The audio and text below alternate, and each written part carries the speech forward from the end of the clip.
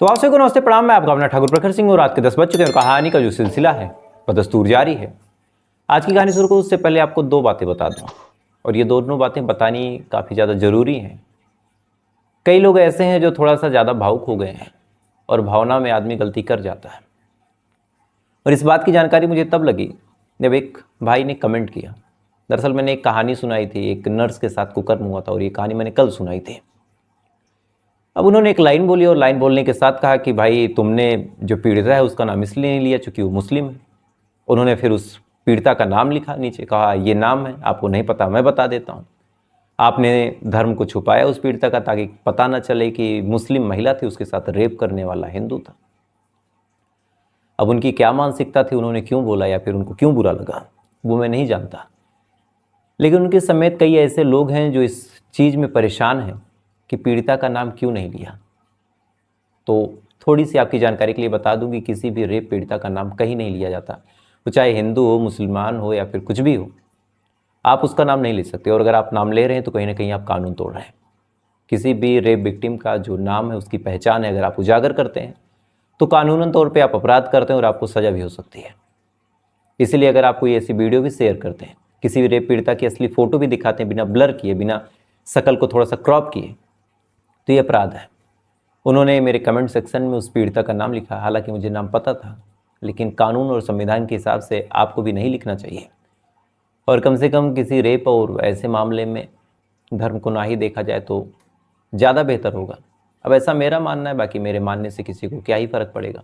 हर व्यक्ति 140 करोड़ 150 करोड़ की जो भी आबादी है, सबके अपने विचार हैं। हर व्यक्ति अपने हिसाब से अपने जीवन को चलाना चाहता है और हर व्यक्ति को लगता है कि उसका जो विचार है, उसकी जो थिंकिंग है वही सही है और बड़ी क्रांतिकारी थिंकिंग है। लेकिन अब सबके हिसाब से दुनिया नहीं चल सकती, उन्हीं में से मैं एक हूँ, तो मेरे हिसाब से भी नहीं चल सकती। लेकिन आप लोगों से अनुरोध है कि कहीं भी किसी भी पीड़िता का नाम आप लोग मत लीजिए, वो चाहे कोलकाता केस हो, चाहे उत्तराखंड केस हो या फिर चाहे जो केस हो। आप संविधान की इज्जत कीजिए। कम से कम आप अगर क्राइम नहीं कर रहे हैं तो आपको तो इज्जत करनी ही चाहिए, क्योंकि तोड़ने वाले बहुत हैं, इज्जत करने वाले कम। अब आते हैं कोलकाता केस पे। एक और अपडेट आपको बता दें तो कोलकाता केस अब सीबीआई के उस ऑफिसर के हवाले कर दिया गया है जिसका ट्रैक रिकॉर्ड बड़ा अच्छा रहा है, खासकर ऐसे मामलों में। नई नई टेक्नोलॉजी का प्रयोग करना, नए नए ऐसे चैलेंजिंग केस सुलझाना, वो चाहे हाथरस केस हो, चाहे एक दो केस और हो।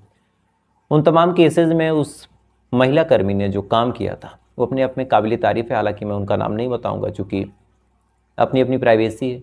उन्हें नहीं पसंद कि वो कैमरे के सामने आए, तो मुझे भी लगा कि क्यों ही नाम लूँ।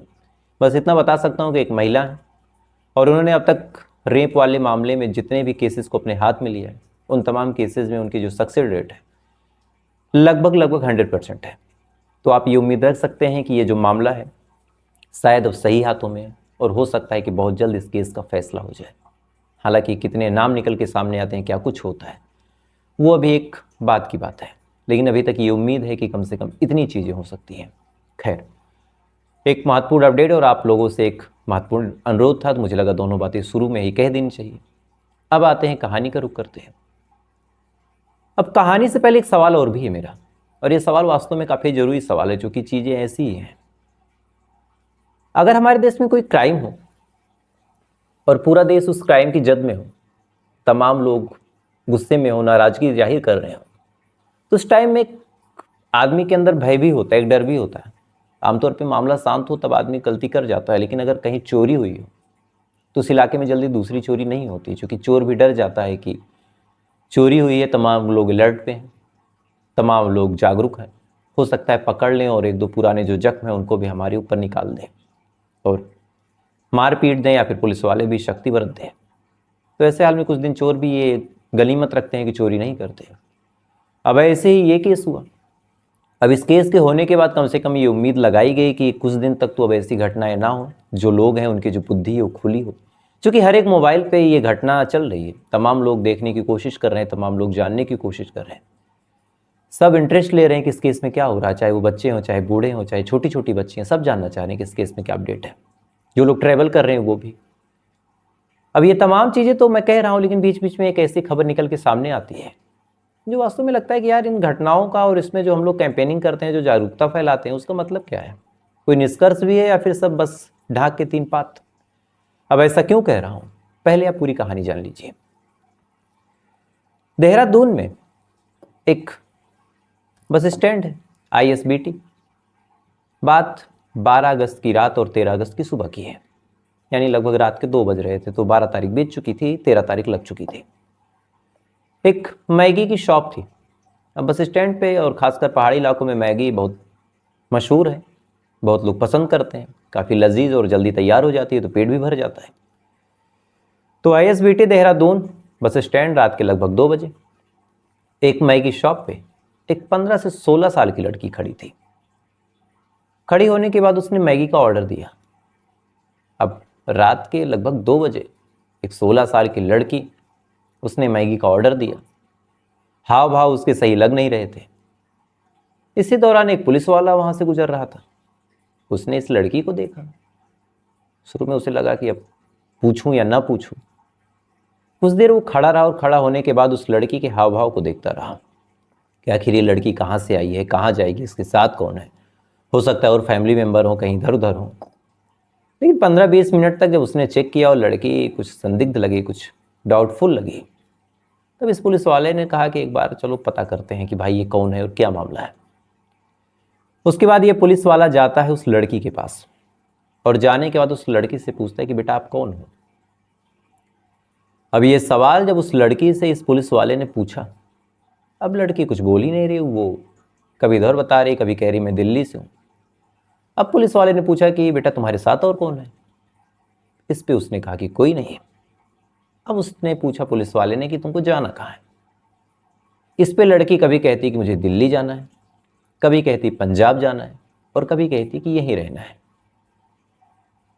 तमाम सवाल पुलिस वाले पूछते रहे। वो पुलिस वाला बेचारा अपने हिसाब से इंट्रोगेशन करता रहा।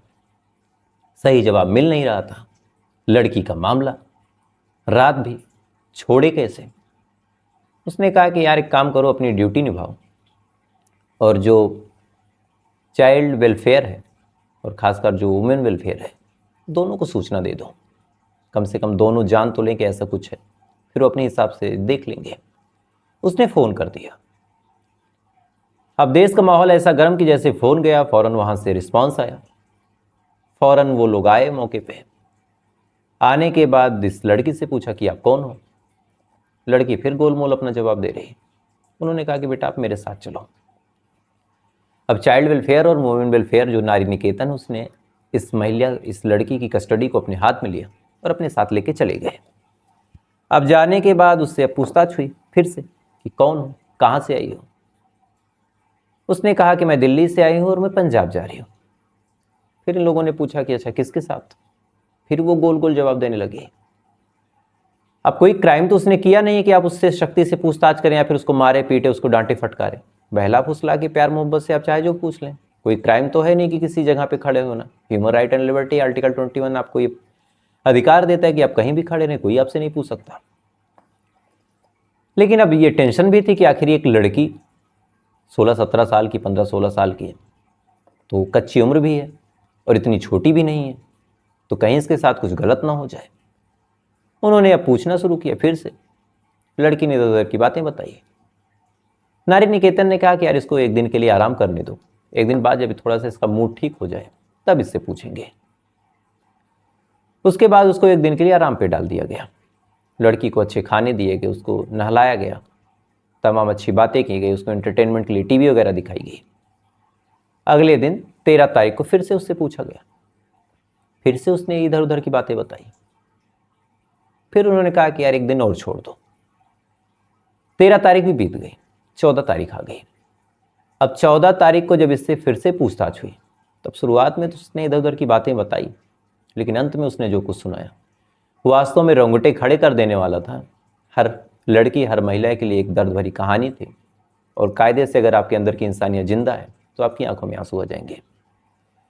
दरअसल इस लड़की की जो मानसिक हालत है वो सही नहीं है। मानसिक हालत गड़बड़ है। मानसिक हालत गड़बड़ होने की वजह से कहीं भी जब इसका मन होता है निकल जाती है। ये मूल रूप से उत्तर प्रदेश की रहने वाली, उत्तर प्रदेश के मुरादाबाद की। कई बार ये घर से निकल चुकी है, कई बार अपने घर से भाग चुकी है।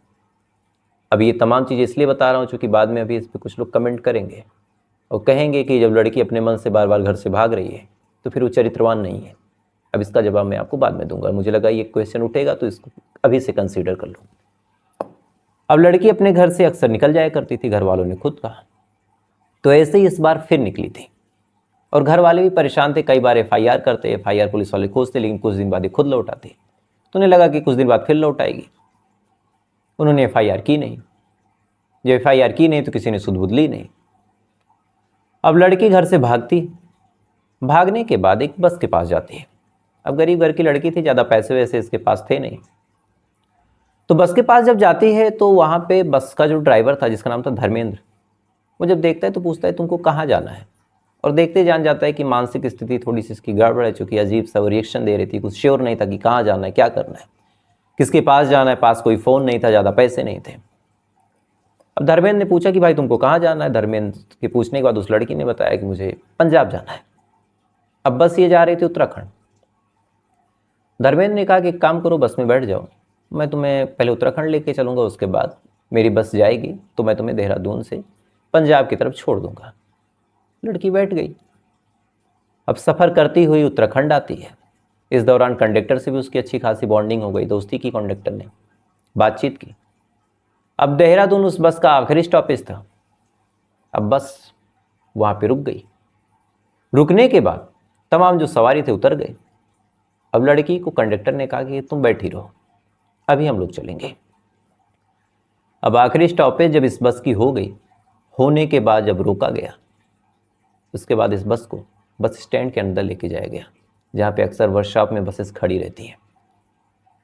वहाँ पे ये दोनों लोग उस बस को लेके जाते हैं, धीरे धीरे करके तमाम खिड़कियों को बंद कर देते हैं। और मेरी गारंटी है कि इसमें से ऐसा कोई नहीं होगा, दोनों ड्राइवर धर्मेंद्र और जो कंडक्टर देवेंद्र था, दोनों में ऐसा कोई नहीं था जो शायद इस कोलकाता वाले केस के बारे में न जानता हो। दोनों लोग जानते थे। इसके बाद धीरे धीरे करके बस की खिड़कियों को बंद किया गया। बंद करने के बाद अब फिर ये लोग उस लड़की के पास आते हैं, बहलाते फुसलाते हैं और उसके बाद जोर जबरदस्ती शुरू करते हैं। लड़की विरोध करती है। सारी खिड़कियां दरवाजे बंद थे, सुनसान था, वर्कशॉप कोई था नहीं। दोनों बारी बारी से उस लड़की के साथ रेप करते हैं। रेप करने की वजह से लड़की की हालत एकदम खराब, 15-16 साल की लड़की। इसी दौरान जब लड़की छटपटा रही थी, चीख रही थी, चिल्ला रही थी, तो एक बस और आई थी। अब एक बस और आई तो उसमें एक ड्राइवर, एक कंडक्टर। कायदे से इंसानियत अगर जिंदा हो तो एक उम्मीद की किरण कि अब ये बचाएंगे। उन्होंने चीख सुनी। चीख सुनने के बाद अब वो हैरान कि भाई किस चीज़ की चीख है। फौरन वो बस की तरफ भागे भागे आते हैं। आने के बाद उन दोनों ने देखा कि बस के अंदर एक लड़की के साथ इस बस के ड्राइवर रेप कर रहे थे और उसको मार पीट रहे थे। अब कायदे से इन दोनों को बचाना चाहिए था, लेकिन इन दोनों को भी मौका दिख गया।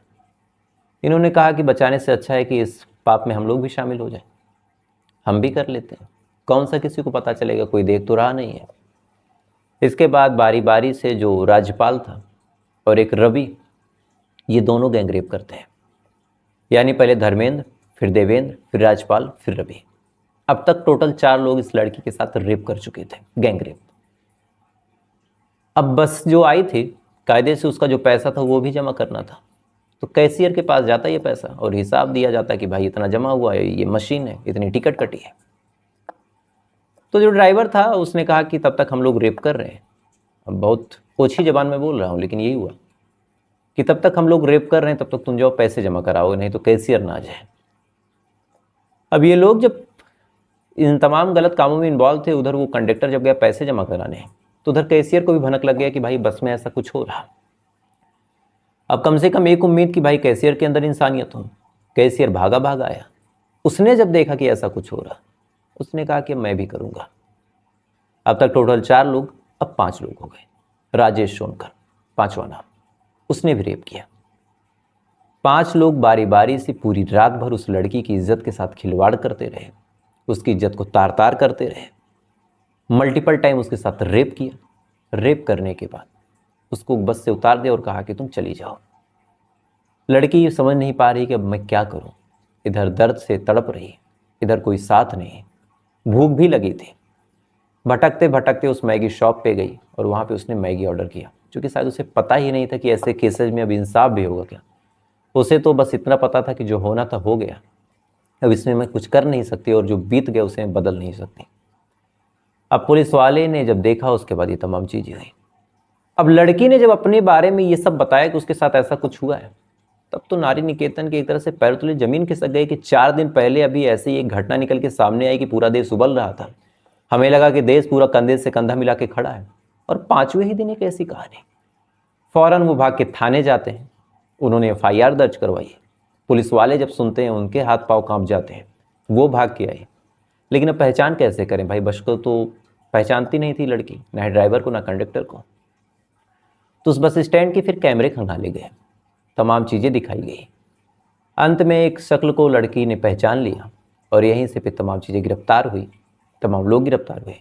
जो बस का नंबर था वो UK 07PA5299।